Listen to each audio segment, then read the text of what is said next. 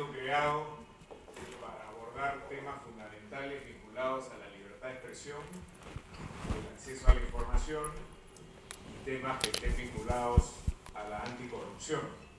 Y en ese contexto hemos creído por conveniente abordar el tema de la concentración de medios, un tema de gran actualidad, y para ello organizar 3 debates. Hoy estamos asistiendo al segundo debate. En el primero se han discutido la viabilidad de los controles judiciales vía el amparo. Como saben ustedes, ha habido una demanda presentada por un grupo de periodistas a propósito de este tema. Hoy veremos las consecuencias de la concentración en el mercado y su posibilidad de regulación, y habrá una tercera sesión en la que se discutirán aspectos también fundamentales en materia de concentración y política. Esta noche tenemos con nosotros a Alfredo Bula, un destacadísimo profesor de la Facultad de Derecho de la Universidad Católica, experto en temas de mercado, y a José Tábara, director académico de Economía de la Pontificia Universidad Católica, quienes van a abordar el tema de la concentración de medios y su situación en el mercado. Así que sin más preámbulo, los dejo con el director del debate, que es Michael Reed, quien explicará las reglas que regirán este debate. Muchas gracias.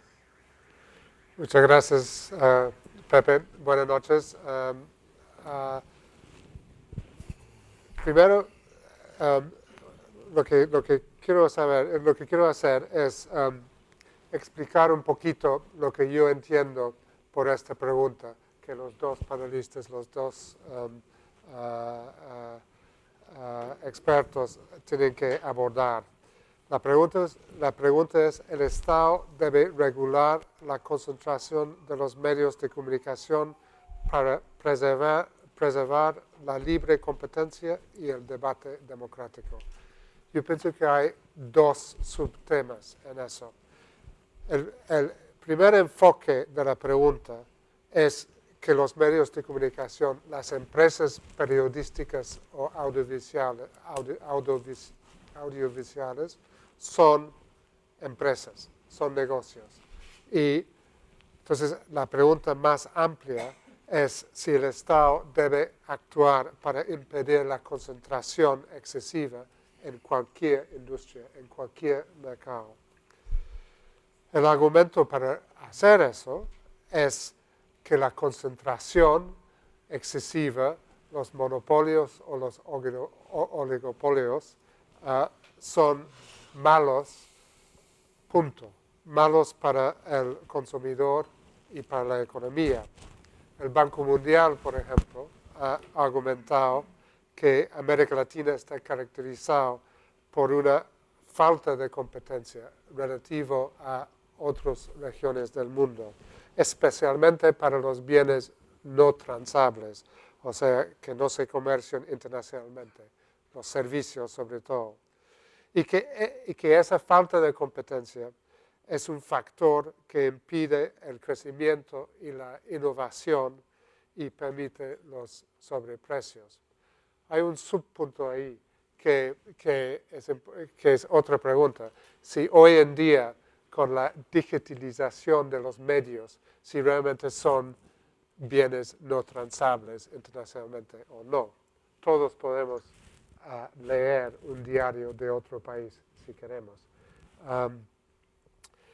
Ahora, si es así que uno acepta que la concentración excesiva de cualquier negocio, de cualquier mercado, es un problema, ¿qué se debe hacer? Muchos países, sobre todo los desarrollados, suelen tener autoridades antimonopólicos que tienen que dar su visto bueno antes y no después de cualquier adquisición que podría dar lugar a una dominación visto como excesiva de un mercado. En América Latina, Brasil recientemente cambió a ese sistema de vigilar o mirar o examinar las adquisiciones, las fusiones antes y no después. Y en México se acaba de dar poderes bastante amplios a su comisión de competencia para intervenir donde donde ellos piensen que hay dominación excesiva del mercado. Entonces, creo que la pregunta que Alfredo tiene que enfrentar, o una de las preguntas que tiene que contestar, es ¿por qué no en el Perú? ¿No? Ahora, ¿qué es el argumento en contra de tener ese tipo de regulación de las fusiones o adquisiciones? Yo pienso que el argumento más importante es que América Latina tiene una historia larga, demasiado larga, de intervención estatal en la economía en general, que ha distorsionado muchas veces los mercados y que crear más regulación, y eso es un tema que yo pienso que Pepe va a tener que abordar, es si no tendría el peligro de crear más incertidumbre y desalentar la inversión. Pero hay un segundo aspecto de la pregunta, del tema. Los medios de comunicación de verdad son como cualquier otra industria, deben ser tratados, abordados como si fueran cerveceras o vendedores de frijoles o peluquerías, o tienen un carácter especial, porque se podría argumentar que juegan, y muchos argumentarían que juegan una función fundamental para la libertad de expresión y por lo tanto para la democracia misma. Y muchos países democráticos que han decidido que así es. Por ejemplo, para garantizar una diversidad y pluralismo en los medios, Francia no permite que ningún periódico tenga más que 30% del mercado. Los Países Bajos tienen un acuerdo de autorregulación en que ningún periódico puede tener más que 33% del mercado. Pero ¿cómo se define realmente lo que es el mercado? O sea, ¿hace sentido separar empresas periodísticas impresas, medios impresos, a los audiovisuales? Y es importante impedir, por ejemplo, que la misma empresa puede tener los dos tipos de medios. Eso se hizo en mi país por mucho tiempo, en Reino Unido, hasta que Rupert Murdoch llegó y creó un nuevo mercado que era la televisión satelital, y él tiene periódicos también. Y hoy día uno tendría que añadir cómo se define la categoría de medios cuando ha surgido los medios digitales y los medios sociales. O sea, ese fenómeno ha realmente quitado barreras a la entrada, o sea, o por otro lado, es ingenuo pensar que el autoperiodismo aporta una competencia real a los medios establecidos. Entonces, un punto que creo que Alfredo tiene que enfrentar es que aunque la tendencia general en el mundo desarrollado ha sido una desregulación moderada de los medios de comunicación, con restricciones menores sobre la máxima participación que se permite y mayor permisividad en permitir la propiedad de medios impresos y audiovisuales. Todavía todas las democracias desarrolladas tienen algo de regulación. Entonces, ¿por qué el Perú debe ser diferente? Entonces, pero por otro lado, yo diría que el punto que hice antes sobre los peligros de la regulación es aún mayor en el caso de los medios de comunicación, precisamente por su carácter de ser un instrumento vital para la democracia, y que la intervención estatal en este tema tan delicado podría conllevar una serie de peligros, ¿no? Sobre todo en una región donde la distinción entre lo público, lo estatal y lo gubernamental normalmente se desdibuja. Entonces, creo que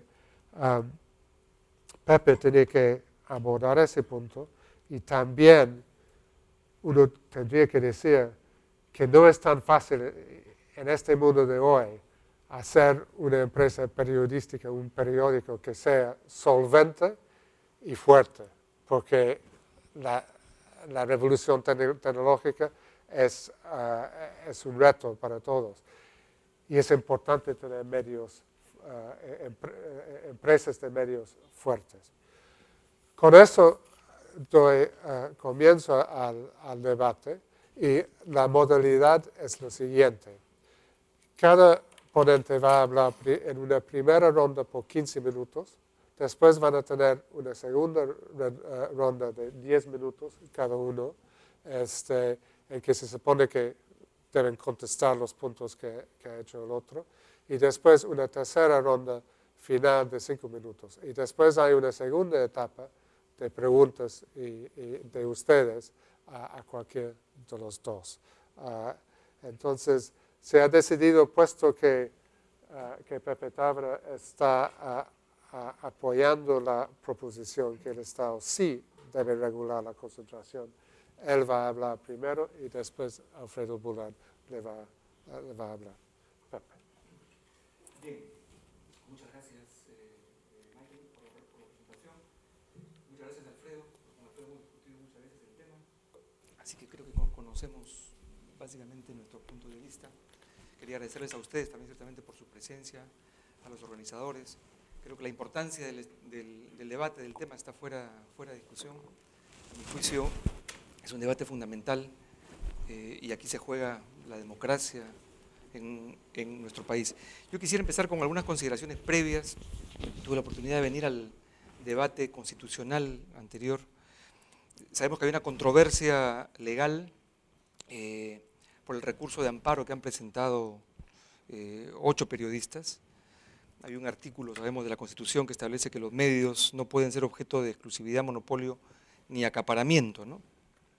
Este mandato no ha sido desarrollado mediante una ley expresa y probablemente no lo sea en el futuro, pero yo coincido aquí con César Landa en que los jueces pueden aplicar los principios generales del derecho e interpretar la Constitución, ¿no?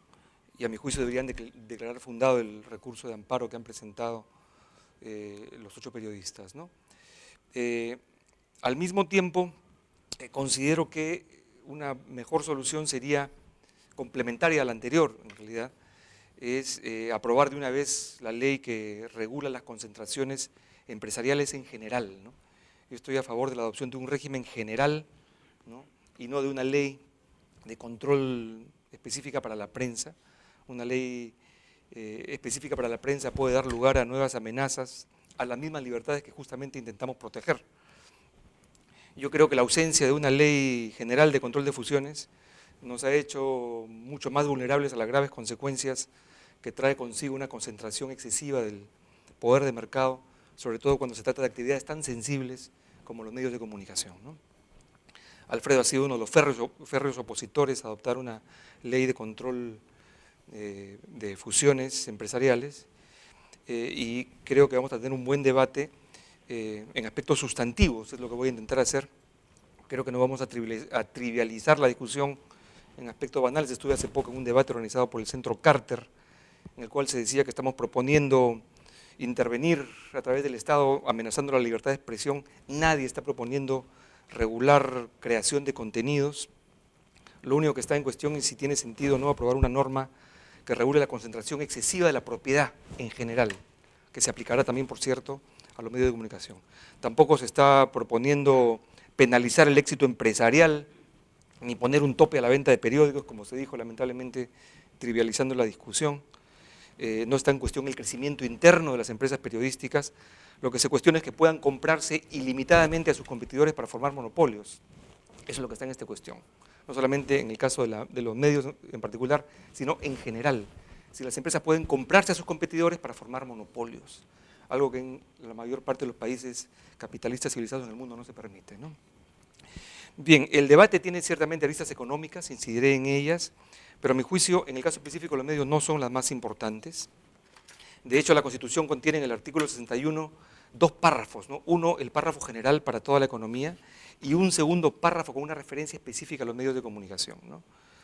Mi argumento a favor del sí, entonces, no se sostiene no solo ni principalmente en las teorías y modelos económicos.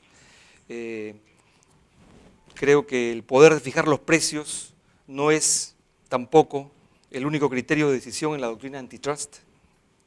Además de la eficiencia económica, hay criterios y valores de carácter sociopolítico que tienen que ver con la defensa de la democracia, que forman parte integral de la tradición y de la doctrina antitrust, como paso a explicar brevemente a continuación, ¿no?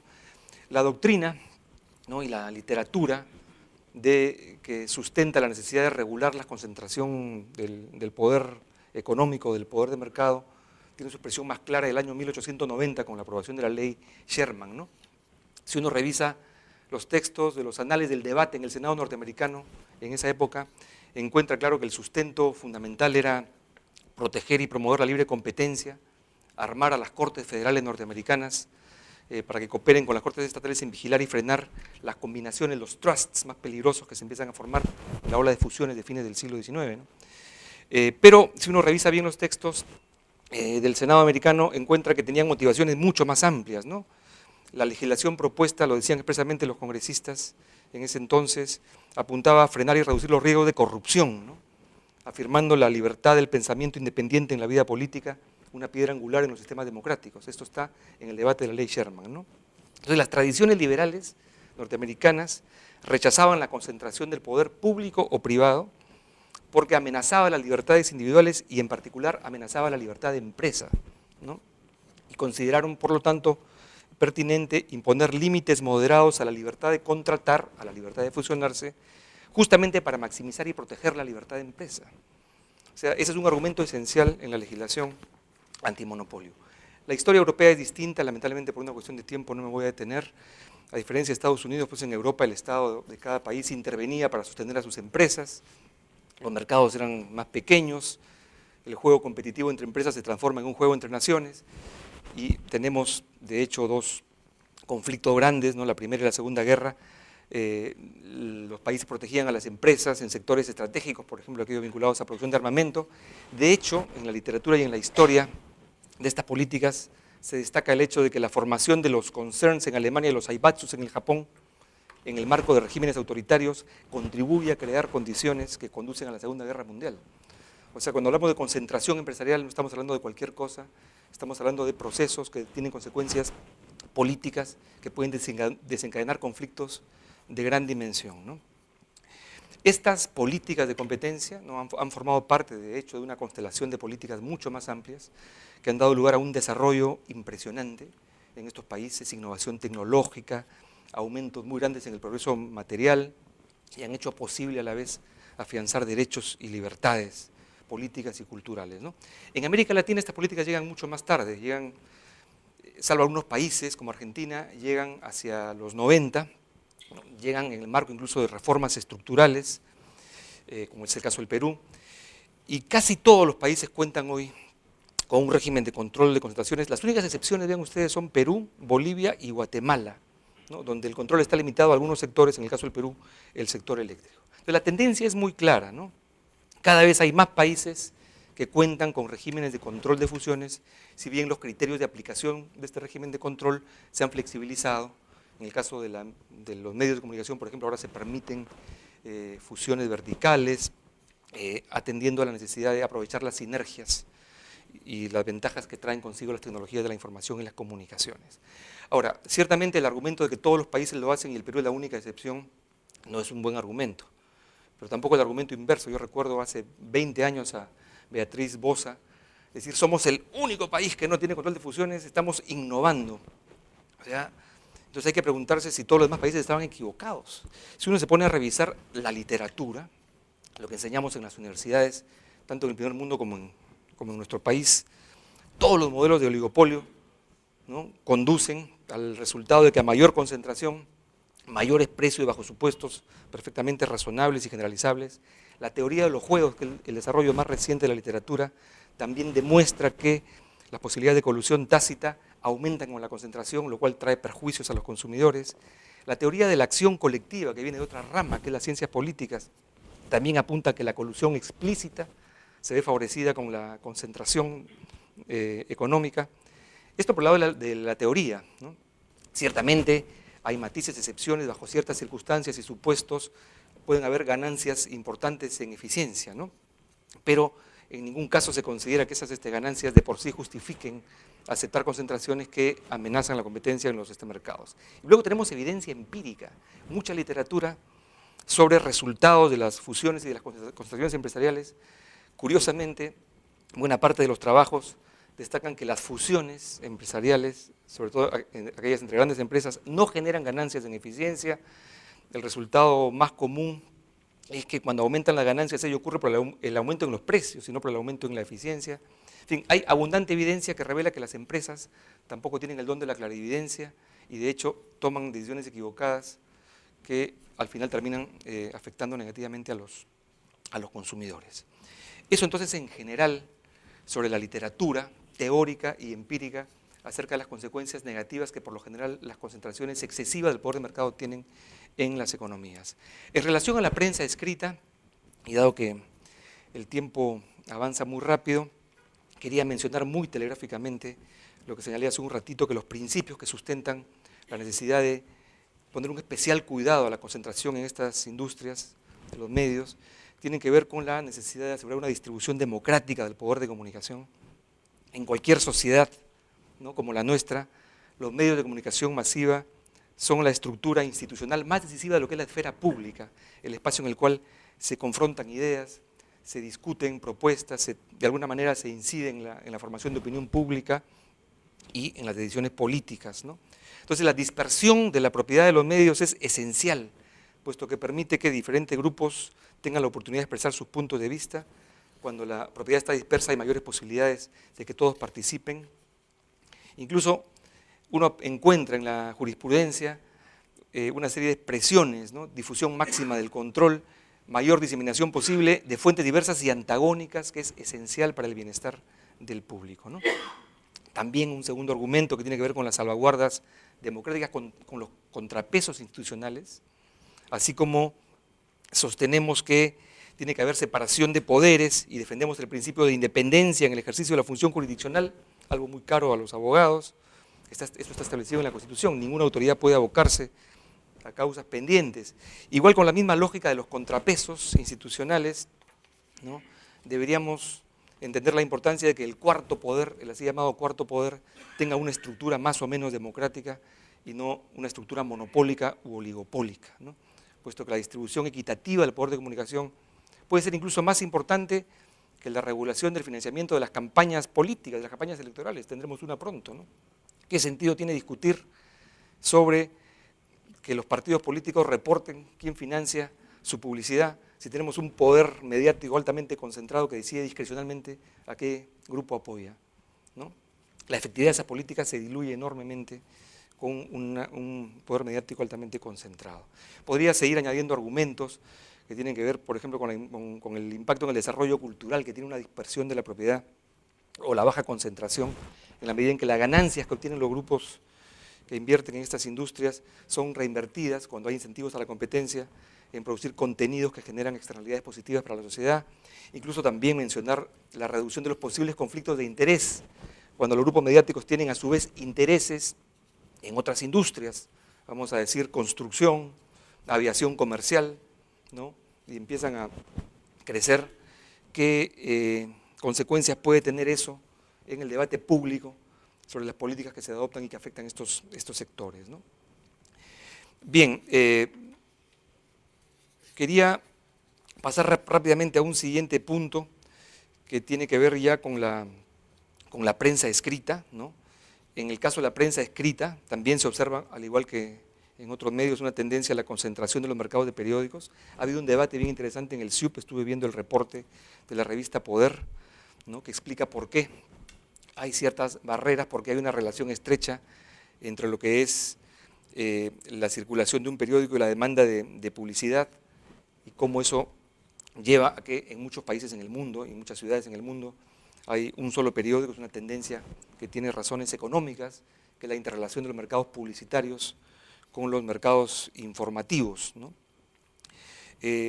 Yo he escuchado el otro día el argumento, pero bueno, en el Perú no hay barreras, cualquiera puede fundar un periódico, tanto así que se ha fundado este periódico reciente, Exitosa, ¿no? Bueno, bajo el sistema actual, el grupo actual podría comprarse Exitosa, ¿no es cierto? Bajo el régimen actual, el Grupo del Comercio podría, ¿no?, según la lógica que he escuchado, comprarse el Grupo La República, tendríamos un monopolio, bajo la lógica de que no hay ninguna ley de control de fusiones, ¿no? Bien, hay una discusión sobre bienes sustitutos, que seguramente es un tema que Alfredo tocará, pero quisiera ir al punto final, porque me queda un minuto que tiene que ver con la ley de fusiones, ¿no? Yo creo que la discusión no se debe centrar en si se debe o no regular, creo que la evidencia es abrumadora, ¿no? La concentración de la propiedad. Yo creo que sí se debe regular, la cuestión es cómo hacerlo, ¿no? Hay un proyecto actual, un proyecto de ley, ¿no?, que ya cuenta con dictamen favorable de una comisión, falta la Comisión de Economía, parece que el Ministerio de Economía no se convencen todavía. Hay un umbral de 100.000 UITs al año de venta de brutas para requerir una opinión previa, para pasar por el filtro de la fusión, y se ha estimado que esto no supondría una carga de trabajo adicional, serían 10 o 12 casos al año, ¿no?, de fusiones que tendrían que revisarse. Creo yo que la mayoría de ellas sería aprobada sin mayor problema, sin mayor condicionalidad, pero habría uno que otro caso que habría que mirar con mayor cuidado. El gran problema de no tener una ley de control de fusiones es que no tenemos la posibilidad de saberlo, ¿no? Los que se oponen al control de fusiones se oponen a que razonemos, ¿no? Proponen básicamente que todas las fusiones son beneficiosas para la sociedad, que todas ellas generan eficiencias y deben ser aceptadas y toleradas, lo cual me parece inaceptable. Gracias.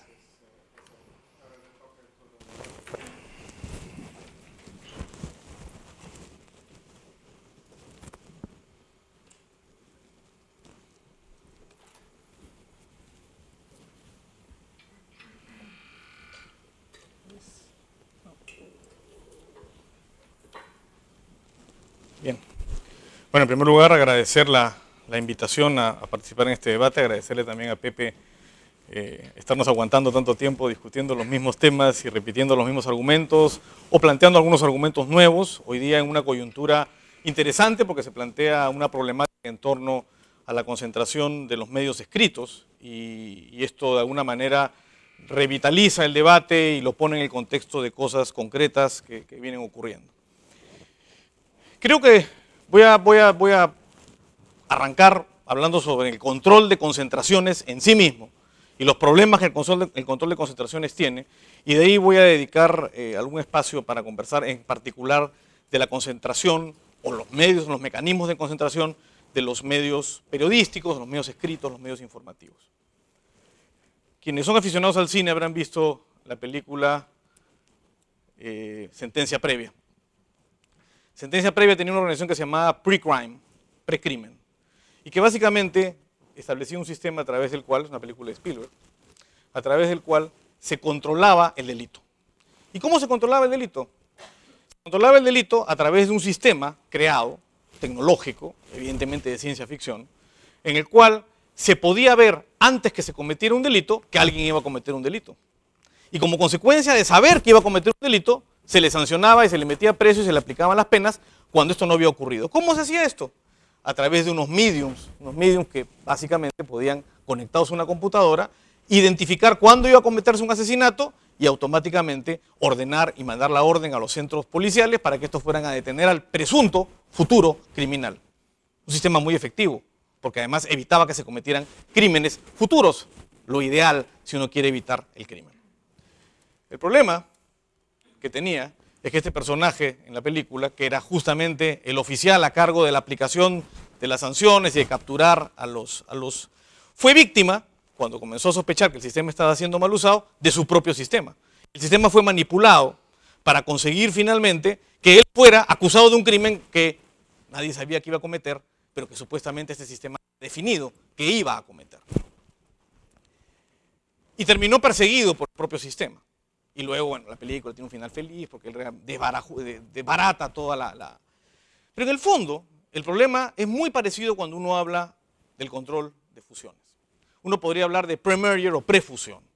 Es decir, un sistema a través del cual se evalúa antes de que ocurra un hecho supuestamente dañino al mercado, que podría ser que se va a cometer una falta.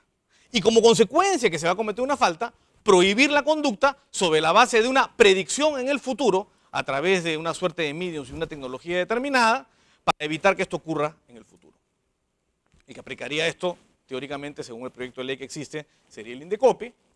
Los mediums serían los economistas que tendrían que definir que en el futuro esto va a ocurrir, es decir, adivinar qué es lo que va a ocurrir en el futuro. La tecnología sería básicamente econometría, métodos económicos para calcular qué es lo que va a ocurrir, y el resultado de esto sería la aplicación eventualmente de sanciones. Ricardo Lago decía, los resultados de la econometría son como las salchichas, es mejor no saber cómo se han procesado. Y la verdad, todo economista sabe que un pequeño cambio en cualquier dato puede arrojar virtualmente resultados totalmente distintos. Básicamente, el sistema de control de fusiones en cualquier parte del mundo se basa en esta tecnología. Se basa en esta lógica, que es muy similar a la de la película. Y claro, tiene el riesgo de comisión de errores intencionales y no intencionales. Y los errores intencionales o no intencionales son dañinos finalmente para quienes terminan siendo sancionados y a las pérdidas de eficiencia que esto puede generar. Básicamente lo que se plantea es añadirle al control ex post que actualmente existe de conductas posiblemente dañinas al mercado, un sistema de control ex ante, un filtro que supuestamente evitará que en el futuro se cometan cierto tipo de conductas que pueden afectar al mercado. ¿Sobre la base de qué? De la predicción de que esto puede afectar al mercado. Es una bola de cristal. Lo que básicamente se propone es la creación de una bola de cristal. Se decía, o decía Pepe, se quiere evitar razonar. Uno puede razonar muchas cosas. La pregunta es, ¿qué tanto estamos en capacidad de adivinar el futuro? En algo tan complejo como la economía, como la actividad empresarial, y sobre todo, sin ninguna posibilidad de validar, luego de tomar una decisión, si la decisión fue correcta o no.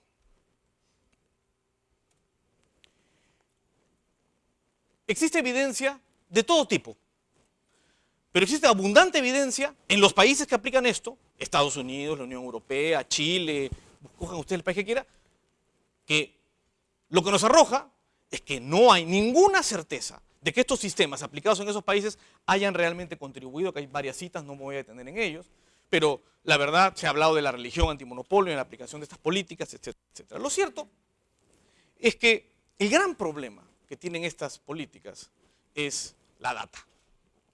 ¿Podemos o no tener data para predecir el futuro?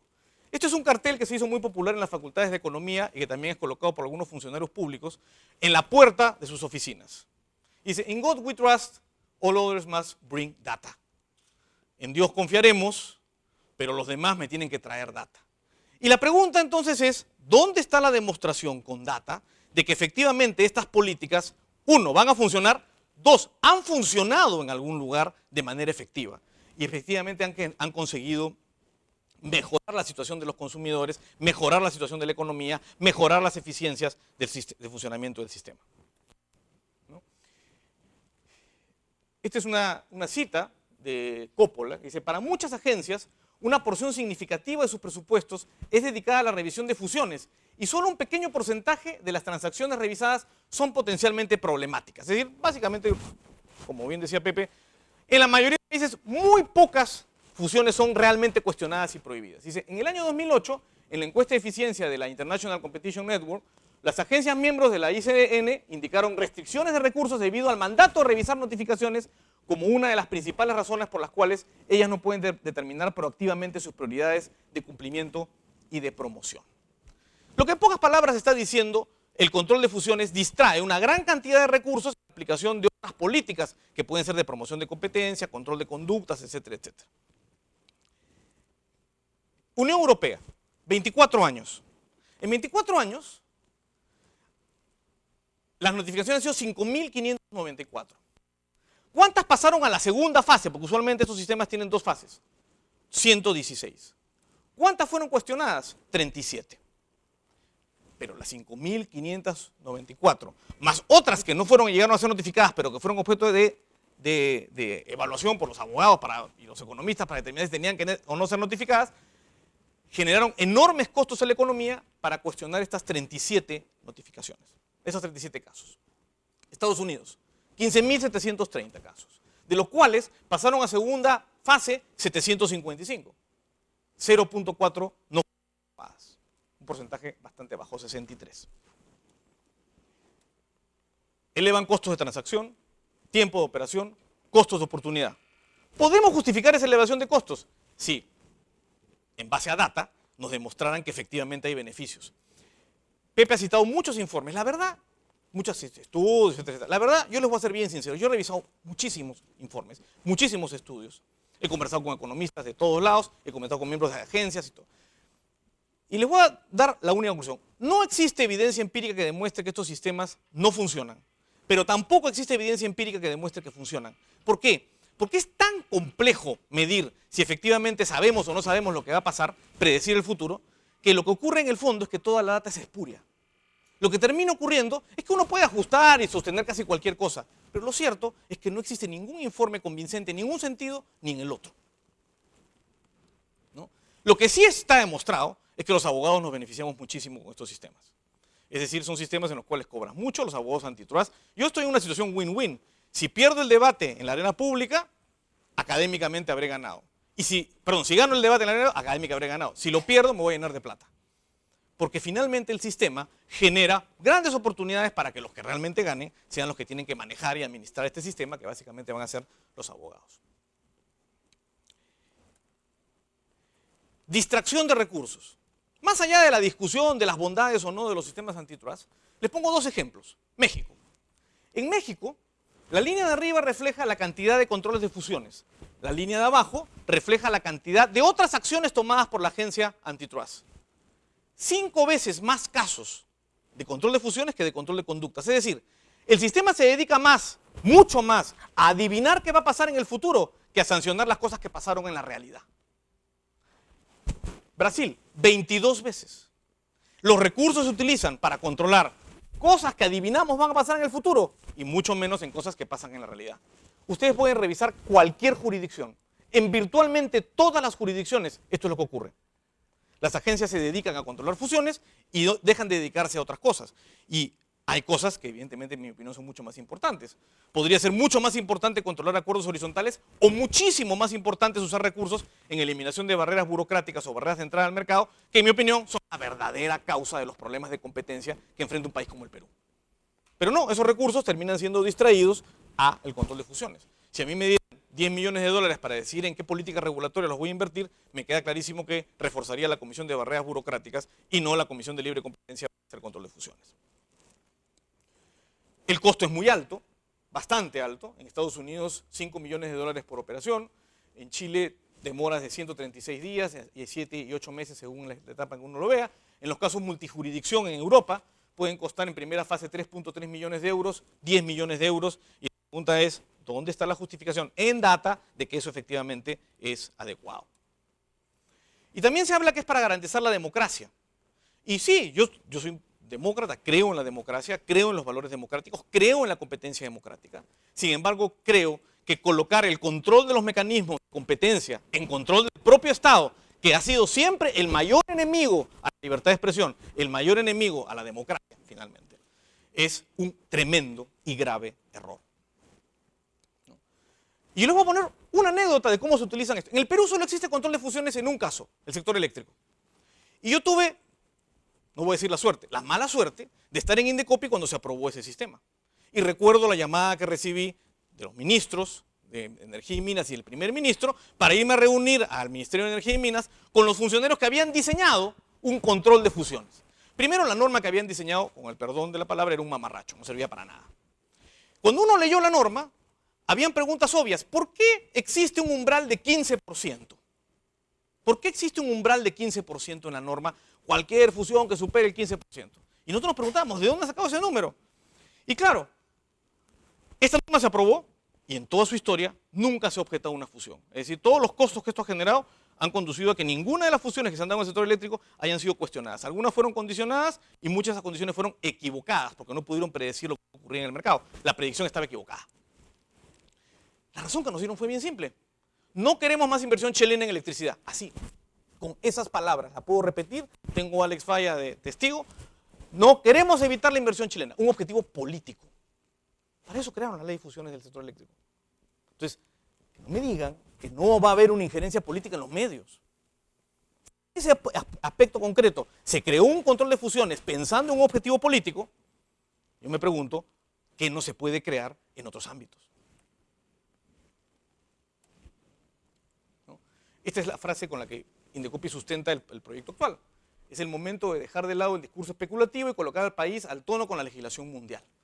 Y la verdad, uno lee la exposición de motivos y los sustentos y no hay data. No hay data. No hay data. La cifra de 11 operaciones al año, no sé de dónde la han sacado, sinceramente. No sé de dónde la han sacado. Pero lo que es cierto es que si uno aplica la norma como está redactada, el proyecto que está redactado, serían mucho más, porque están incluidos los joint ventures, adquisiciones de activos, etcétera, etcétera. No sé cómo salió esa operación, pero podemos hablar de eso más adelante. Lo cierto es que el utilizar el referente internacional no es tan buena idea. En los 80, los controles de precios eran parte del estándar regulatorio, todo el mundo los tenía, y se ha demostrado que estaban equivocados y que no funcionaban, ¿no? Los países que tienen control han crecido menos que el Perú y han tenido menos inversión. No estoy diciendo que la razón del crecimiento peruano sea que no de control de fusiones. Lo que digo es que parece que no es tan importante en términos del impacto que puede tener en la eficiencia del mercado. La pobreza se ha reducido, la situación del Perú ha mejorado muchísimo sin control de fusiones, mucho más que la de México, Brasil y en los últimos años de Chile, a pesar de que no tenemos ese tipo de controles, ¿no? Países que tienen distinta institucionalidad, prioridades, nivel de productividad, empresas, nivel de desarrollo, son todos metidos en la misma olla. Yo no creo en el control de fusiones en general, pero creo que cuando entra en una economía más pequeña como la peruana, es mucho más cuestionable que esto pueda funcionar. No todos tienen el mismo tipo de control, hay una diversidad, un menú muy diverso de situaciones en cómo se aplica. Y allí donde existen, ¿cuáles son los resultados? Altos costos, aún se debate si conviene o no seguirlos aplicando. Hay un tremendo cuestionamiento de la cantidad de recursos públicos y del impacto que tienen los recursos privados la aplicación de estas políticas. Sí. Medios escritos, y con esto termino. En mi opinión, pocos mercados pueden ser tan bien regulados por los consumidores como el mercado de información. No hay posibilidad de tener propiedad sobre la información. Lo más que se puede tener es propiedad sobre los canales, salvo la propiedad intelectual. La información es libre, es un bien que no tiene consumo rival, un bien que no tiene costos, que tiene costos de exclusión altos. En general la información fluye fácilmente, basta prender tu celular, mirar Twitter y descubrir la cantidad de información que te puede llegar simplemente porque no hay forma de controlarla, ¿no?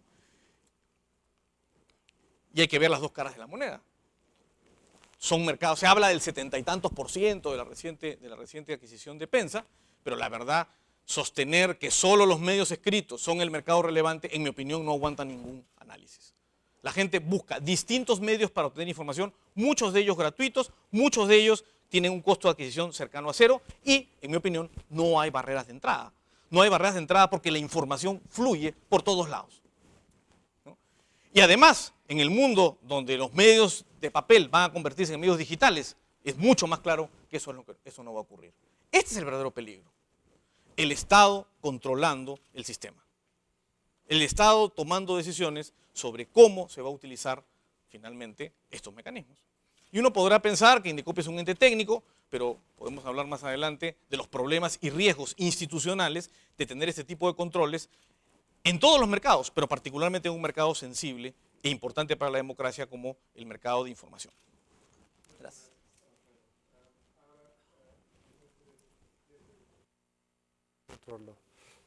Bien, yo voy a ciertamente aprovechar, dado que eso es este debate, a responder a los argumentos de Alfredo. Hay respuesta a los argumentos. Quería recordar de qué estamos discutiendo, ¿no?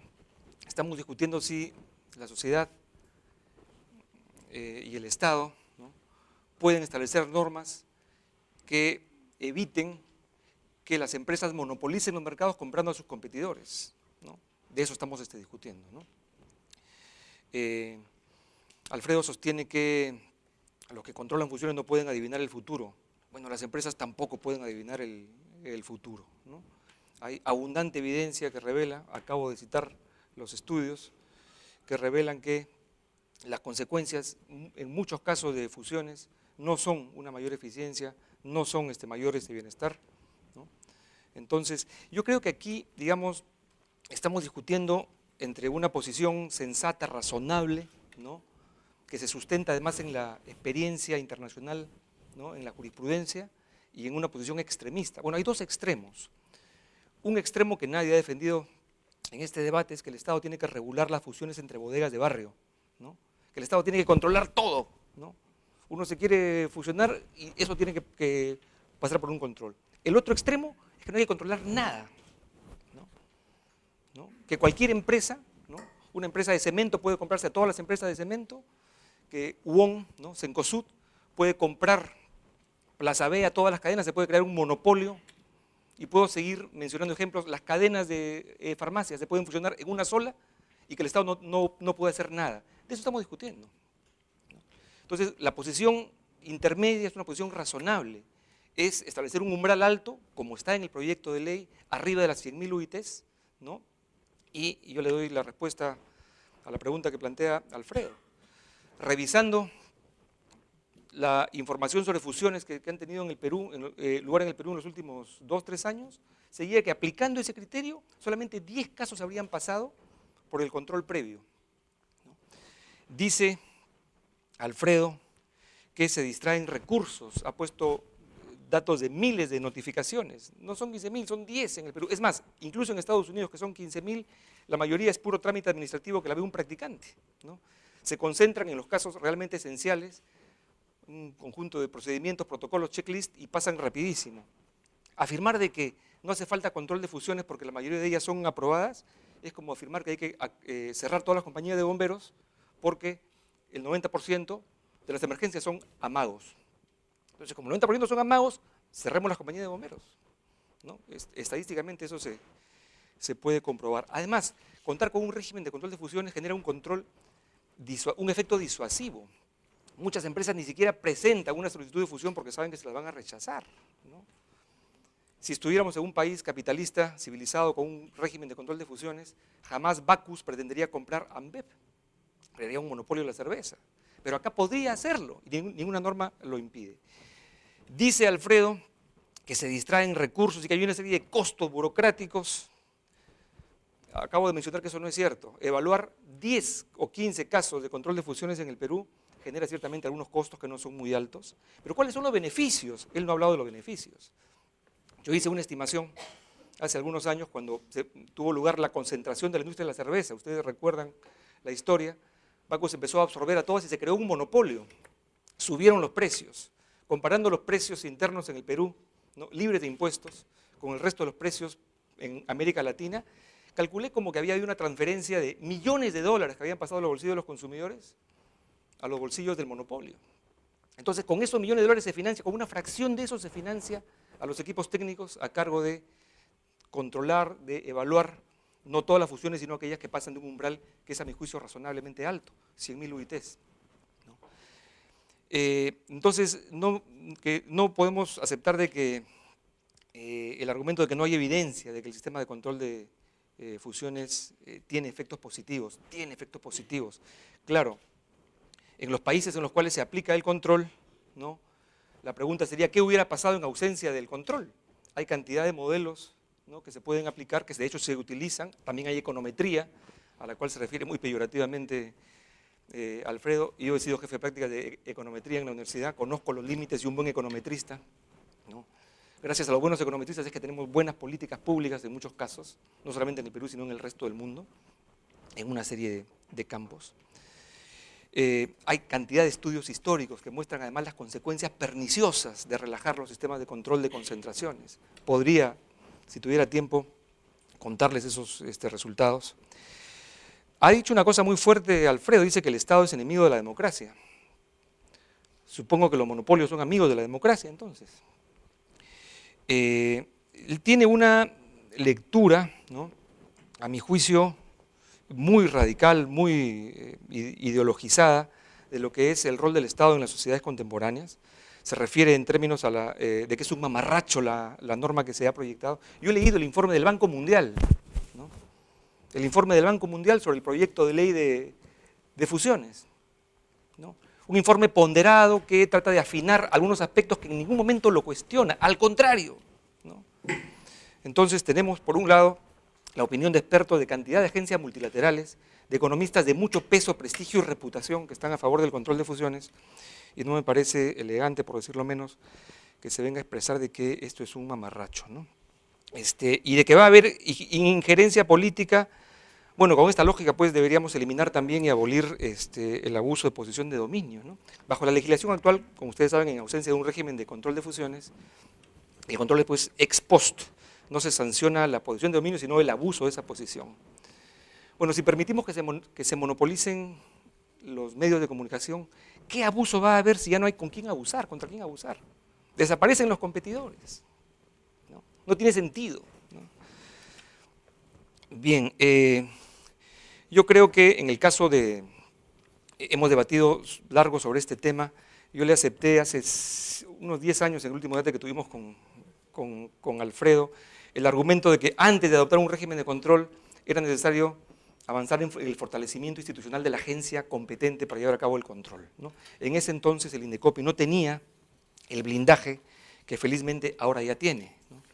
Actualmente el INDECOPI, ¿no?, tiene un consejo directivo, ¿no?, cuyos miembros no pueden ser removidos sin expresión de causa luego de un debido proceso, solamente por falta grave debidamente fundamentada. No tiene ninguna injerencia en decisiones de los órganos resolutivos, los tribunales que tomarían este tipo de decisiones. Los miembros de los tribunales, yo he entrado a la página web del INDECOPI para ver, el propio Alfredo ha trabajado en INDECOPI y conoce de la calidad profesional de las personas que están ahí. Creo que tienen en este momento un blindaje similar, ¿no?, al que tienen los reguladores. La única diferencia, vean ustedes, es que para remover al director de un regulador tiene que ir el presidente del Consejo de Ministros a la Comisión Permanente del Congreso a sustentar la remoción.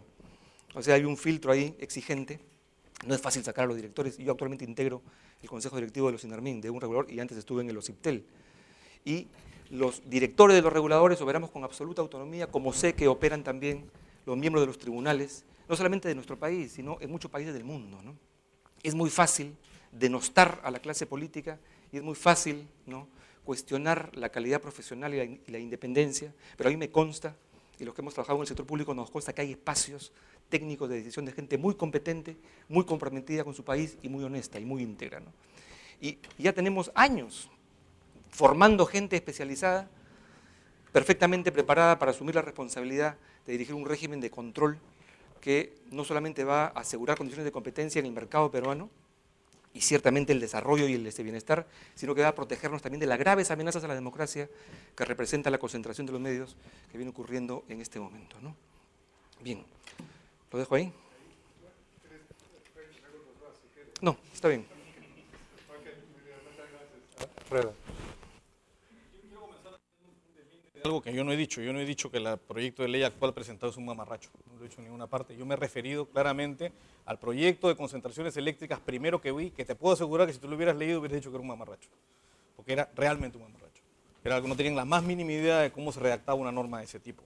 Pero se había hecho porque se quería controlar en ese momento la inversión de un determinado país. Que las empresas no pueden predecir el futuro, por supuesto que no pueden predecir el futuro. La verdad, nadie puede predecir el futuro. El futuro es algo suficientemente complejo para no ser predicho. Además, qué aburrido sería el mundo si pudiéramos saber qué va a pasar mañana. Pero las empresas tienen por lo menos la oportunidad de equivocarse y enmendar. Es decir, todos sabemos que las decisiones empresariales se basan en un proceso de ensayo-error. La empresa toma una decisión, se equivoca y corrige. Y al corregir, toma un nuevo camino en el cual se vuelve a equivocar y vuelve a corregir, y en ese proceso de aprendizaje va corrigiendo las cosas. Cuando tú rechazas una fusión, el rechazo de la fusión es cosa juzgada, ya no se corrige. El error no está sujeto a una corrección posterior. Y ese es el gran problema del control de fusiones, que en base a un estudio de laboratorio que se hace en base a una data, que además ese es el otro gran problema de un control de fusiones en un país como el Perú. Todos sabemos, cualquiera que trabaja en INDECOPI lo sabe, que el gran problema siempre es conseguir data histórica de qué cosa ocurrió en el pasado. Porque en el Perú no es como Estados Unidos, que marcas un teléfono y te dan data, consecuencias históricas de precios de los últimos 50 años. En el Perú eso no existe. Y es muy complejo hacerlo. Y a pesar de eso, en Estados Unidos cometen errores continuamente respecto a la aplicación de este tipo de sistemas. Entonces hay que tener en cuenta que la información necesaria para saber lo que va a pasar está total y completamente descentralizada. No hay posibilidad de centralizarla porque la tiene cada consumidor, cada empresa, y muchas de esas informaciones son equivocadas. ¿Cómo esperar que un funcionario desde un escritorio pueda saber qué es lo que va a ocurrir si esa información no la tiene disponible? Y el monopolio es un factor de competencia. Los monopolios son parte de la dinámica del mercado. La concentración lo que hace al elevar los precios es incrementar el ingreso de nuevas empresas atraídas por esos precios, mandando señales sobre la escasez de los bienes y corrigiendo las cosas. Cuando tú haces un control de fusiones o controlas este tipo de conductas o este tipo de situaciones, rompes ese sistema. El precio alto no es malo en sí mismo. Lo que es malo es que existan barreras de entrada. Eso es lo malo. Y en el mercado, como el mercado de medios, no existen esas barreras. Pero yo quisiera hablar un poco de casos reales, de cosas que sí han pasado y que muestran qué cosa es lo que podemos esperar. Miren. En el Perú hay control de fusiones del sector eléctrico. ¿Se puede predecir el futuro? En el año 99, en el estreno casi de esta norma de control de fusiones, se produce una operación de concentración en el extranjero que involucra un cambio de control del grupo Endesa, con distintas operaciones en el mercado eléctrico en Sudamérica. La operación en el Perú involucraba a las empresas Edegel, Edelnor y la empresa eléctrica de Piura, empresas previamente vinculadas. La operación es notificada a Indecopi, quien al evaluar el impacto de la futura operación en la industria concluye, en el futuro, está adivinando, en el futuro de esperar una mayor competencia entre las empresas de generación por mantener contratos con empresas de distribución, más aún considerando la situación del exceso de oferta existente. Esa fue la predicción. Esa fue hecha por gente capaz, inteligente, estudiosa, hicieron sus proyecciones, hicieron su análisis y llegaron a esta conclusión. ¿Qué pasó? Exactamente lo contrario. Lo de arriba es la predicción de Indecopi y lo de abajo es lo que pasó en la realidad. Y todos sabemos, los que están metidos en el sector eléctrico, que la gran crisis es que nadie quiere celebrar contratos con las distribuidoras. Pasó exactamente lo contrario. Pero se tomó una decisión que fue cosa juzgada. Pero era tan absurdo cuando uno veía ya lo que había ocurrido que nunca se pudo ejecutar. No se podía ejecutar. ¿Por qué? Porque había un error, porque el futuro no se puede adivinar. Se ha mencionado el caso de la cerveza.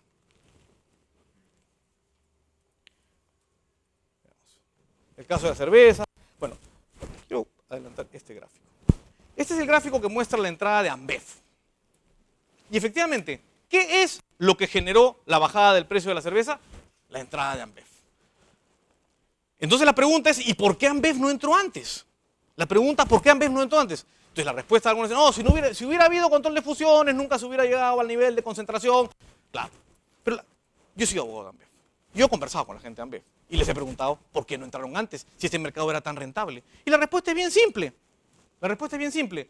Porque el esquema tributario dado por el Estado, que establecía un mecanismo por el cual te cobraban el impuesto, no por el ad valorem, sino te cobraban el impuesto por el contenido alcohólico, hacía que fuera muy difícil entrar. Con el alto impuesto que tenía la cerveza, era muy difícil entrar y entonces no habían las condiciones.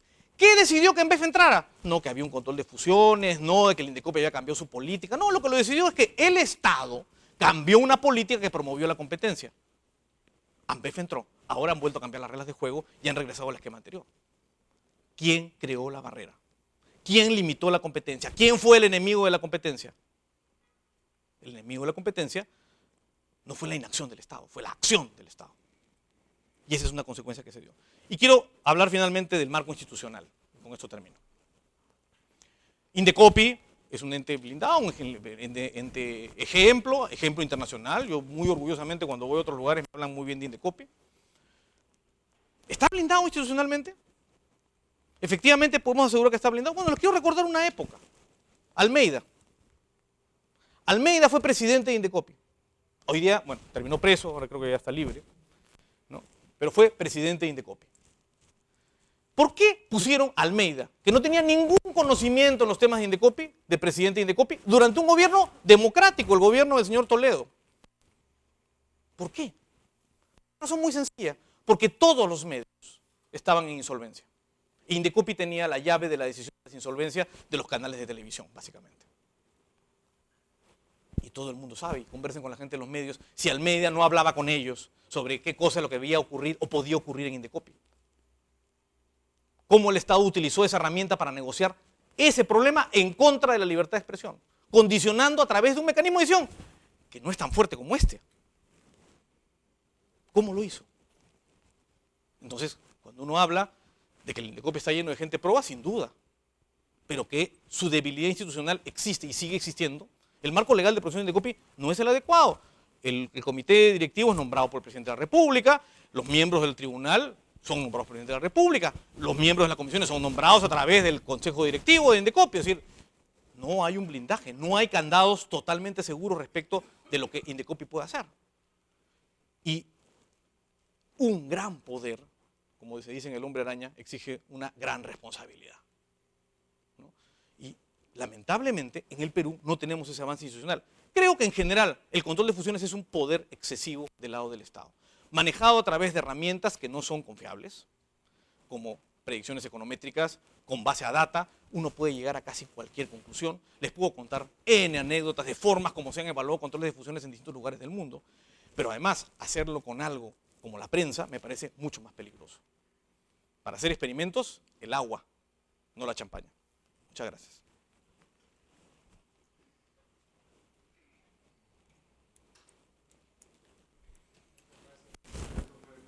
Diez minutos con 8.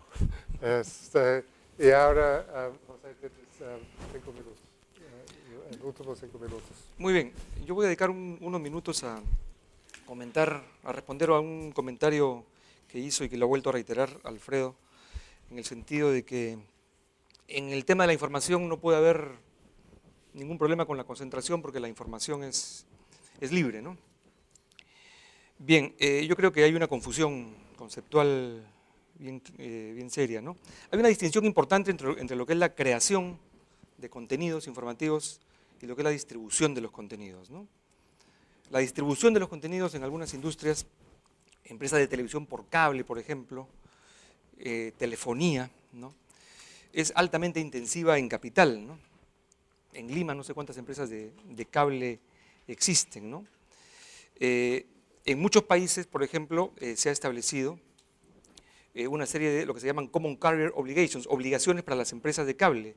Por ley, las empresas están obligadas a permitir el acceso gratuito de la televisión de señal abierta a la parrilla de las empresas, ¿no? Esto fue ratificado incluso por la Corte Suprema Norteamericana. En el Perú, ustedes saben cuál es la situación. Las empresas de cable tienen la facultad de decidir qué colocan en la parrilla, y a las empresas no les gusta esa responsabilidad. Están incómodas con esa responsabilidad, quisieran que el Estado establezca las obligaciones, como ocurre en cualquier sociedad democrática civilizada. Entonces no vengamos a decir de que la información es un bien libre y de que cualquiera con el Twitter accede a la información. Existe, de hecho, felizmente, información sobre el uso de tecnologías para acceder a información. Está altamente concentrada la audiencia en muy pocos blogs. Los expertos concluyen, y lo dicen de manera muy coloquial, que muchos de los blogueros, los millones de blogueros que hay en el mundo, llegarían a una audiencia mayor si se van a la esquina a repartir volantes. Así de simple, porque muy poca gente los lee. Se concentra en muy pocos medios, ¿no? En este momento se está discutiendo, por ejemplo, una fusión en Estados Unidos entre Time Warner y Comcast, que es la principal proveedora de acceso a Internet. Y la que está llevando la causa es Netflix, ¿no?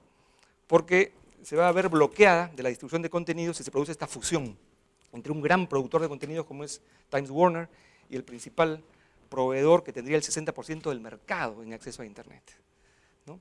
Entonces no vengamos a decir, no vengamos a trivializar la discusión, a decir que todos somos libres de acceder por nuestras computadoras a la información.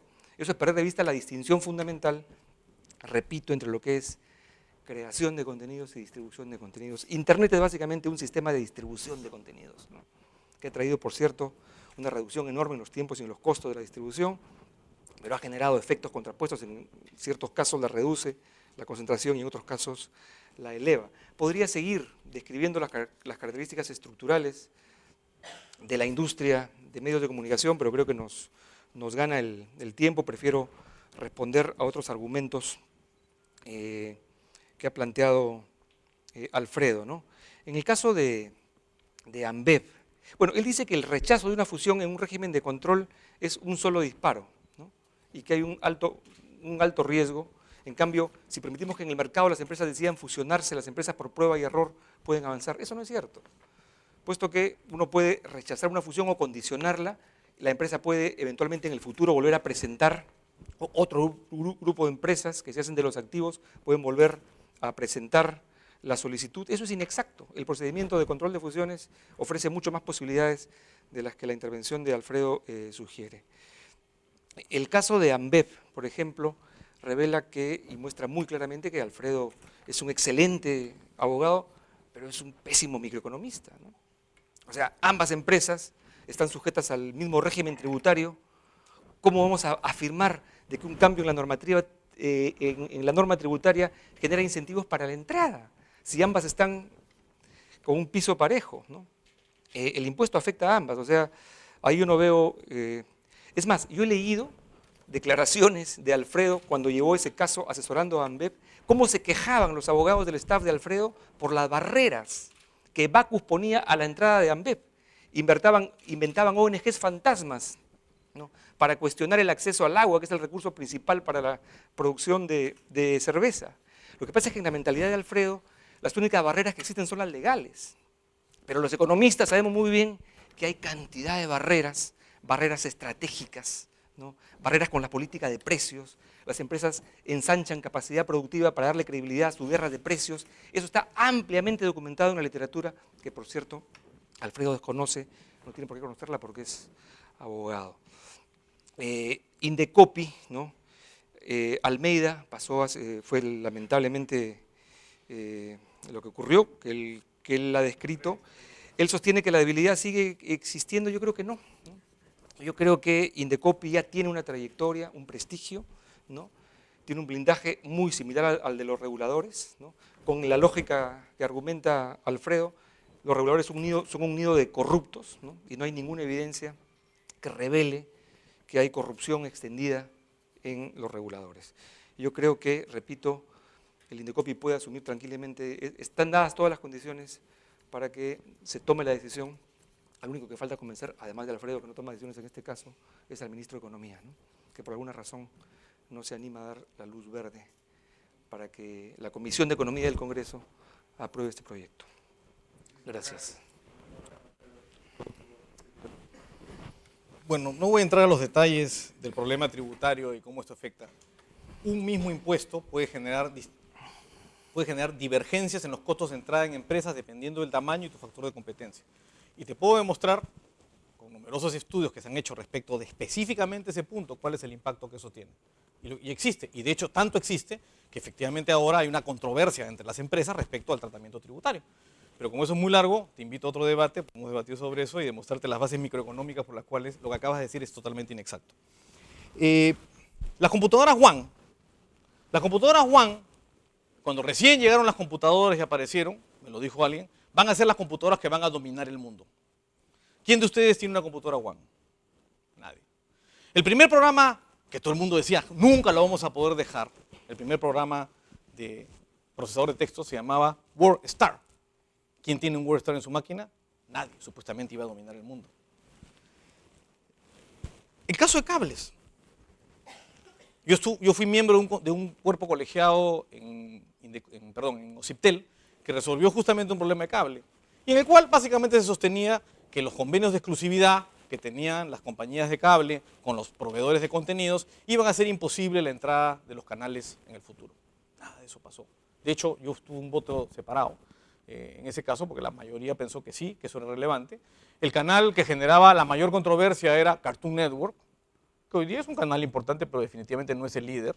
La entrada de otros canales rompió cualquier posibilidad de que eso generara un monopolio, porque los mercados son mucho más dinámicos y tienen muchos más secretos que lo que los economistas pueden descubrir. Y eso no tiene que ver simplemente con que los economistas sean malos. Eso tiene que ver con que la realidad es tremendamente compleja y la realidad económica es tremendamente compleja. Y adivinar el futuro es algo que está reservado para los mediums, y los mediums realmente no existen o son una farsa. Entonces, la verdad, uno puede hacer muchos cálculos sobre lo que va a pasar, es necesario a veces calcularlo, pero tomar decisiones desde este punto de vista me parece totalmente equivocado. Porque en el fondo, ¿por qué alguien gana posición de dominio en el mercado? Básicamente porque hay preferencias de los consumidores. Los consumidores escogen. Y si al consumidor no le gusta, gira hacia otro lado. Si los consumidores son preponderantemente de izquierda y les gustan los contenidos de izquierda, y se concentran todos los medios en contenidos de derecha, pues hay una gran oportunidad para la entrada de medios de izquierda. Y va a ocurrir, y los consumidores van a girar, y viceversa. Eso es lo que va a ocurrir. La gente busca los contenidos que necesita, y si no los encuentra, alguien se los va a suministrar. Hasta ahora no tengo claro dónde está la barrera de entrada en este mercado, en el mercado concreto de contenido. Se ha hablado de la publicidad. El mercado, por ejemplo, de los medios de comunicación, como la televisión o los periódicos, es un two-side market, donde la regla se aplica para un lado y para el otro. La posibilidad, primero, definición restringida, se habla de los periódicos, cuando el medio publicitario es muy diverso, muy amplio, va desde carteles, avisos publicitarios, avisos radiales, etcétera, etcétera, todos ellos con capacidad de generar información. Yo creo que ahí viene el gran problema. El pensar que alguien puede realmente, en el mundo moderno, controlar el flujo de información y tratar a los consumidores como si fueran unos idiotas. Eso no es posible. Hoy día es menos posible que nunca. Y por eso hoy día es menos necesario tener ese tipo de controles. Muy bien, muchas gracias. Bueno, ya vamos a la segunda etapa en que ustedes pueden hacer preguntas a cualquier de los dos. Voy a necesitar la ayuda de Adriana aquí.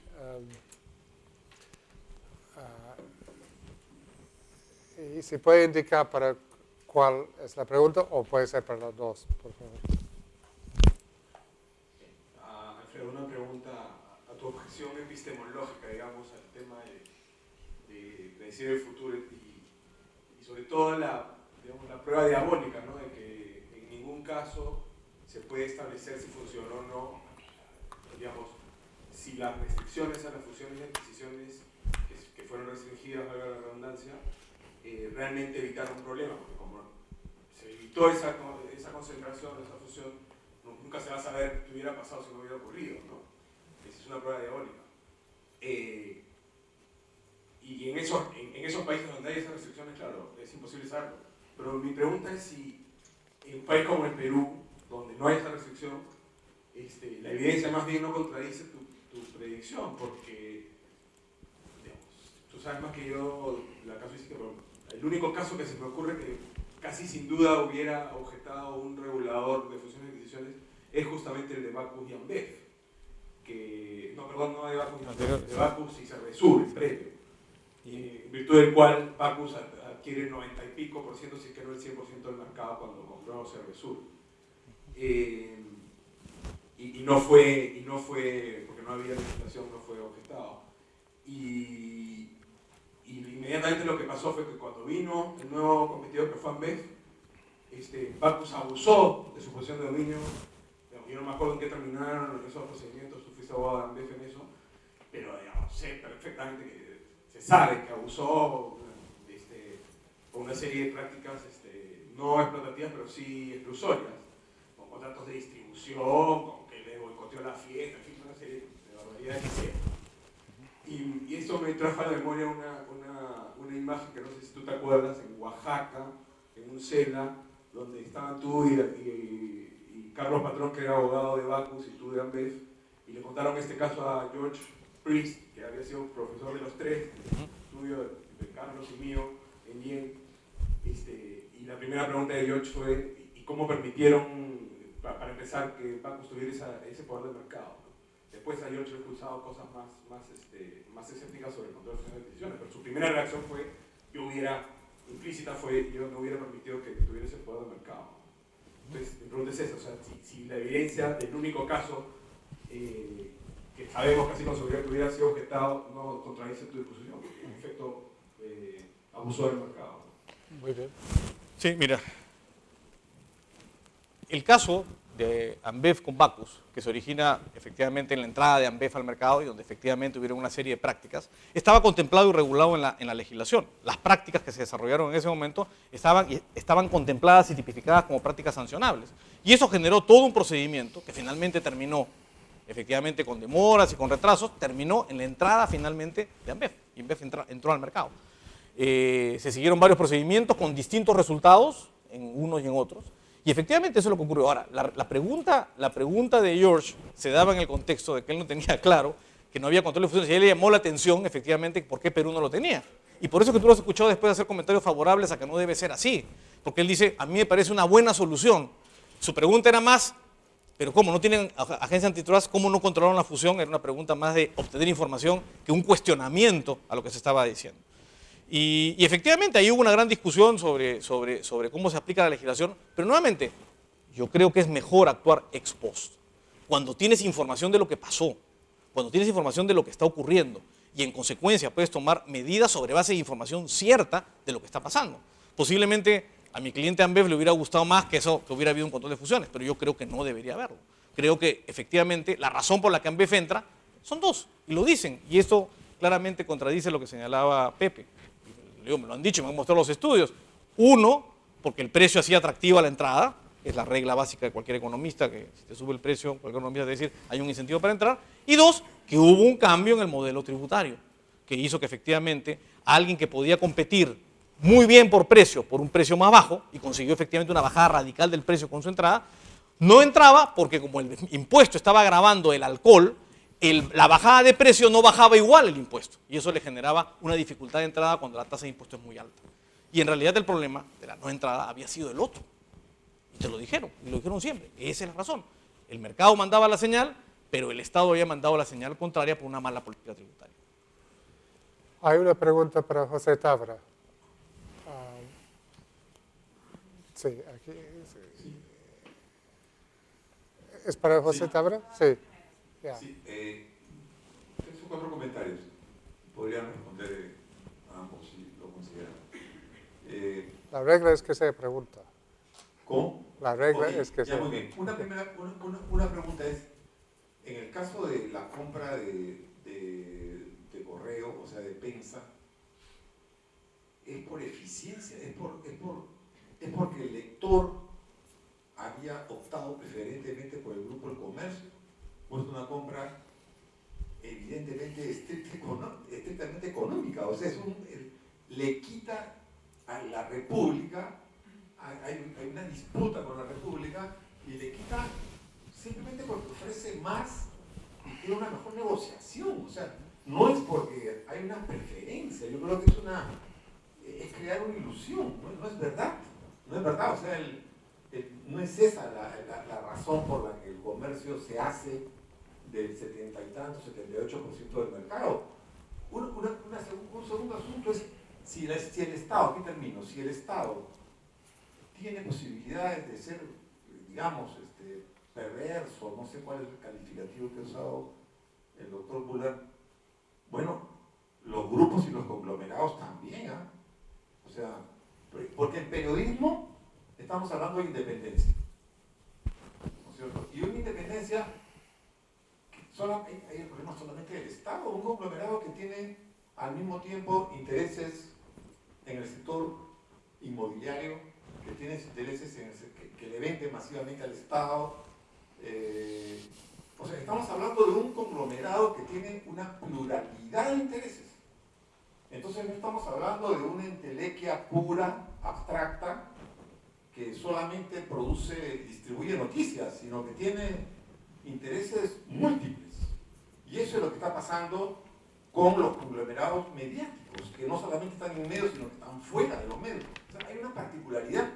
Y concluyo, piensen en el lector. O sea, en una campaña electoral, ¿cómo es esto? O sea, es normal que un conglomerado maneje el 80% y digamos, de la información y tenga un candidato preferente y sus medios estén alineados con ese candidato preferente.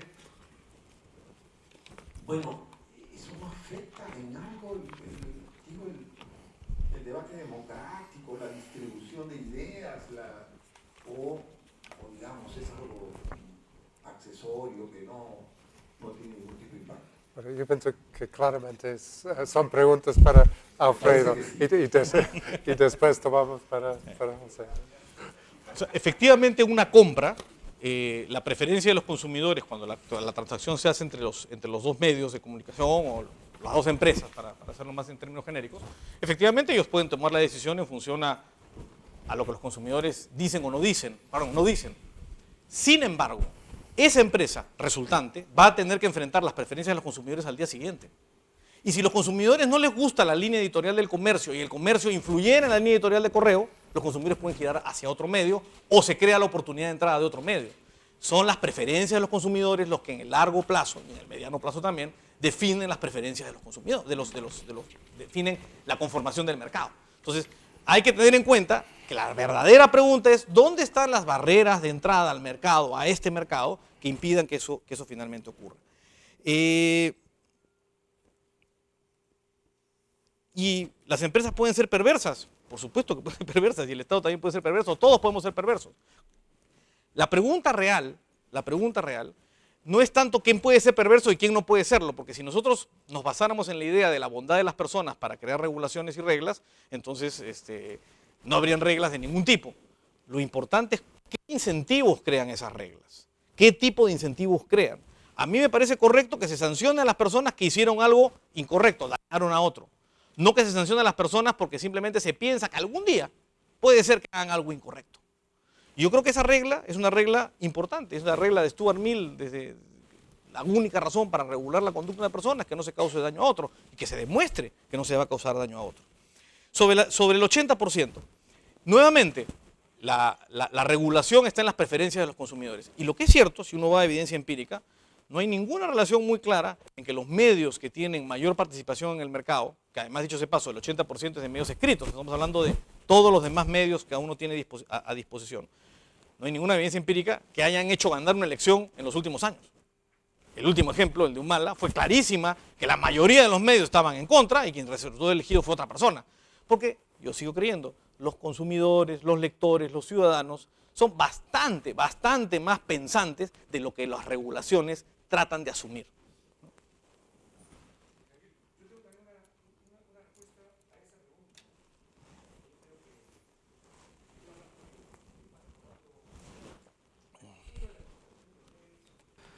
No es una discusión que creo que deba plantearse exclusiva, ni principalmente desde el punto de vista económico. Supongamos que con el actual régimen de concentración, con el actual grado de concentración, aumenta la diversidad. El grupo del comercio saca más medios de comunicación. Entonces, el público puede estar muy contento con la diversidad de medios. Puede incluso hasta bajar los precios, ¿no? La discusión no es económica. La discusión sí es si las personas, en tanto ciudadanos, tienen el derecho a exigirle al Estado que establezca una estructura más abierta, más plural, para que puedan debatirse los temas. No estamos hablando de decisiones mercantiles, no estamos hablando del consumo de bienes. Estamos hablando de condiciones fundamentales para que la democracia funcione. De eso estamos hablando, no de periódicos más bajos, ¿no? Más baratos, no de mayor diversidad que la decide el monopolista. De eso no estamos hablando. Estamos hablando de cómo defendemos la democracia de una amenaza clarísima. Ese es, creo, que el fondo de la discusión. Aquí, Aquí no. Perdón. Doctores, bien, yo quería preguntarle al doctor Bula, sobre todo a partir de sus comentarios, ¿qué opina entonces de lo que dijo el mismo Luis Abois hace unos meses en un programa televisivo? Tengo el video en YouTube, si desea se lo puedo enviar para que usted mismo me constate, de que justamente el grupo al que le corresponde Pensa, ¿no? Cuando hubo campaña electoral, y él lo dijo con todas sus letras, estuvo totalmente en contra de Humala porque simplemente no le gustaba su forma de pensar e hicieron una campaña en contra de ellos. Entonces, de acuerdo, en anteriores ocasiones tal vez no hayan podido influir lo suficiente en la población, pero no sabemos si en el futuro sí lo pueden hacer. Han habido casos en los que sí los medios de comunicación han podido influir de manera contundente y yo creo que es totalmente antidemocrático tratar de hacer pensar a las personas de acuerdo a lo que yo creo de manera subjetiva. Y de otro lado, con respecto al comercio, recordemos que en 2002 no tenía el porcentaje que tiene. ¿Cómo ha ganado el comercio el porcentaje que tiene hoy en día? Lo ha ganado yendo en contra del artículo 14 de la Constitución, que lo que manda es que los medios de comunicación promuevan la cultura, ayuden a la educación de la sociedad junto con el Estado, y ellos han ganado más porcentajes no por el diario El Comercio, sino por una estrategia de marketing del grupo El Comercio, que es distinto. ¿Por qué? Porque han sacado diarios de contenidos muy cuestionables sobre programas de televisión, por ejemplo, que también corresponden a este grupo económico, ¿no? Que la verdad es que no ayudan a la cultura. Entonces, si es que ha ganado más porcentaje en el mercado ahí en contra de la Constitución y además con esto ya voy terminando, porque ahora último ha realizado esta operación de concentración. No ha ganado el 80% aproximadamente que tiene por competir bien, sino por comprar a otro grupo que, como bien podemos ver, también tiene conductas cuestionables. Entonces, ¿qué opinan al respecto? Gracias. Ya. Este señor es el próximo. No, él ha estado en la fila desde el primer momento. Sí, buenas noches para el doctor Tábara. Quería quizás alguna aclaración con respecto a la propuesta. Y es una idea que se está insistiendo bastante, ¿no? ¿Cómo es que el comercio ha ganado este porcentaje de participación en el mercado?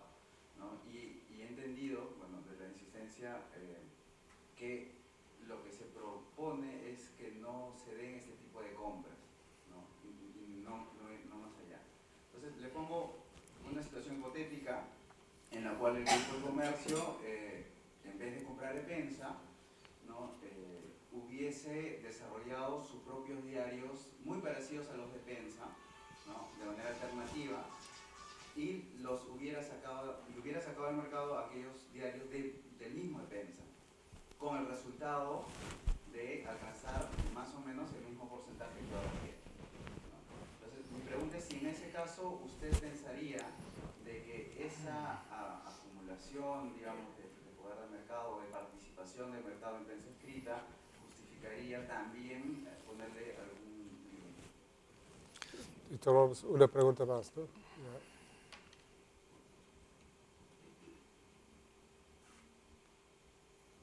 Esta es una pregunta sobre todo para usted que estaba. Desgraciadamente, como economista, vine para escuchar un poco más de argumentos económicos y sorprendido que un abogado, bueno, como Alfredo, muy respetado, desde ya tan fácilmente la teoría económica, la econometría, la tontería de los datos, y uno puede hacer magia con los datos para arriba o para abajo, pero bueno, es una opinión de Alfredo. Pero a mí me gustaría, Pepe, que desarrolles el concepto que en mi opinión es importantísimo aquí. Yo sí creo que la parte medular en el tema de las funciones horizontales o las preguntas fundamentales en las que se hacen todos los organismos antimonopolio, es que si la entidad fusionada, ¿cierto?, tiene la capacidad de elevar el poder de mercado a través de, por ejemplo, una elevación permanente de 5%, por lo general es el threshold, ¿no?, que se a los consumidores. O sea, esa es la gran pregunta que, según Alfredo, es hipotética y predecir el futuro, etcétera, etcétera, que por lo demás hay cientos de herramientas estadísticas, econométricas y métodos muy sólidos que te permiten contestar con relativa certeza esa pregunta. Es decir, si la entidad fusionada puede aumentar su poder de mercado, traducido a que puede elevar el precio a los consumidores en forma permanente, en un 5 o 10%. A mí me parece que es un tema muy importante y yo no he escuchado en ninguno de los comentarios que he leído en la prensa. Yo creo que justamente esa pregunta, que para algunos puede ser pre-crime, estar en ciencia ficción, en el caso del comercio uno podría decir, o sea, se ha cumplido, o sea, se ha dado en el muy corto plazo, se ha aumentado 30% el comercio los días sábados, hace 3 o 4 semanas atrás, 30%. Que en la factura de alguien que compra el comercio todos los días significa un aumento de más o menos 3,5%. O sea, es decir, luego de esta fusión, el comercio sí efectivamente tiene el poder de mercado de elevar el precio a los consumidores. O sea, y eso no es ciencia ficción, esos son datos, ¿no es cierto? Son hechos, y ni siquiera hechos en modelos económicos, son hechos reales. Entonces, efectivamente, si es que se hubiera prohibido la fusión o se hubiera permitido la fusión con ciertas condiciones, es probable ese aumento en el precio de los consumidores no se hubiera dado, pero sin embargo se da 30% en el día sábado, ¿no?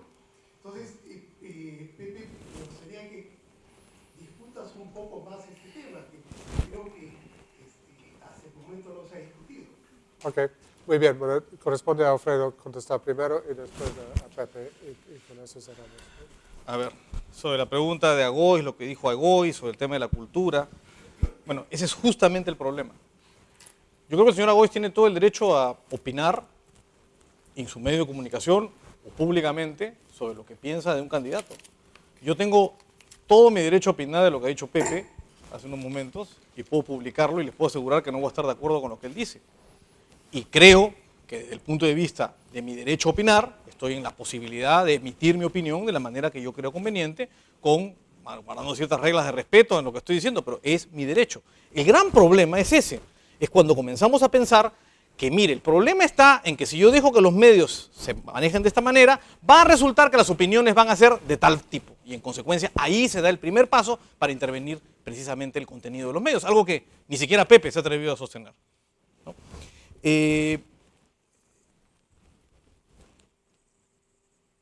Bueno, la pregunta esa era para Pepe, solamente comentar que efectivamente, la verdad, la consecuencia final de que alguien gane market share a través de crecimiento interno debería ser la misma si es tan malo. Si es tan malo, debería ser la misma. Y no lo es. Y no debería serla, además. Y no creo que tú te vayas a sostener que eso debe ser así. Y finalmente, respecto solamente al comentario colateral, yo no estoy en contra de los economistas. De hecho, a mí me gustan mucho los trabajos de los economistas, leo mucho economía, enseño un curso de análisis económico del derecho. Mi problema no está en eso, mi problema está en cómo se utiliza y para qué se utiliza. Efectivamente, uno puede más o menos predecir que si alguien tiene un market share determinado, los precios pueden subir. Pero esa no es la pregunta. La pregunta es qué va a pasar después. ¿Van a entrar o no van a entrar? ¿Qué tipo de medios van a entrar? ¿Van a competir con ese medio? ¿Qué tipo de situaciones se van a dar? Y finalmente, la otra pregunta, ¿y acaso no es deseable para los consumidores que haya un market share superior a eso? ¿No están de repente los consumidores dispuestos a pagar más por un producto porque quieren que ese producto es preferido por ellos y esa es la razón por la que sube el precio? Puede ser una explicación. Porque no han girado otros medios, porque puede ser una explicación. Eso no lo pueden predecir los sistemas económicos. Eso es justamente el problema que se genera cuando uno cree que puede predecir con data agregada lo que los consumidores deciden de manera descentralizada. Porque ni la data está suficientemente agregada, ni los consumidores podemos predecir realmente lo que quieren y lo que desean.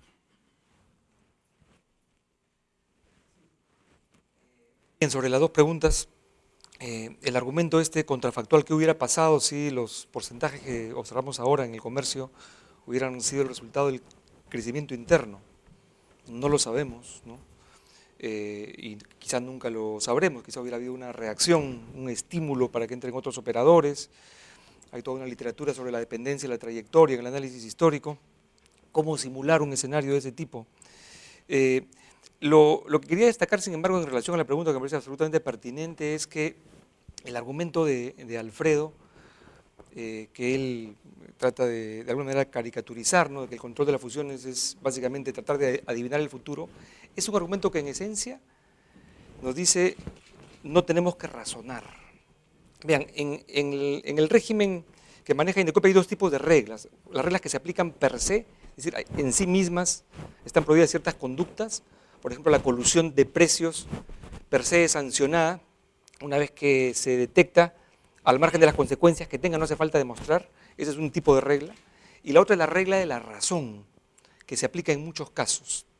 Lo que en la práctica postula Alfredo es que en el control de fusiones aplicamos la regla per se.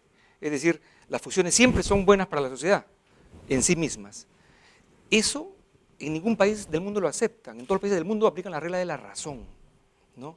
Lo que propone Alfredo es que nos neguemos a razonar, nos neguemos a considerar caso por caso y evaluemos qué consecuencias tiene.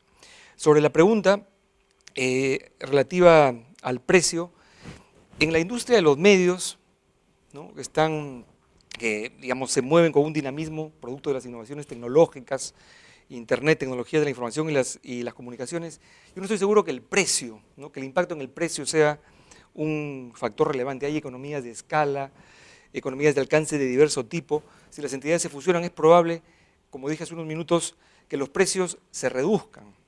¿no?